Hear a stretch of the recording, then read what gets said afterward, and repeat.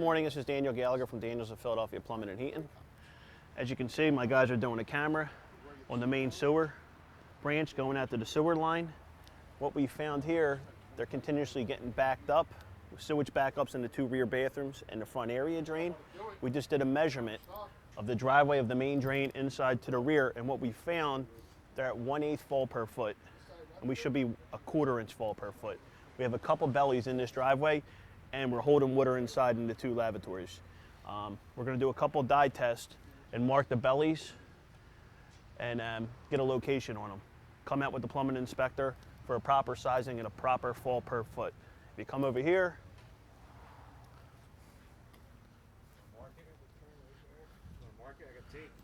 they're locating the bellies and the lines where the water spots are. We're going to mark them along the driveway. This is a path of egress too, right where the line is through the drive-through. The location that we're in now, we're down to Short Point. The water level here, the water table here is very low. That could have been maybe the first mistake that these gentlemen made. They were excavating and they didn't want to go below. They were hitting water, so they wound up running that pipe high. And we're not getting the fall per foot that we need. So when we're flushing everything, everything's moving real slow. We have a grease interceptor in the back, which is slowing that line down as well.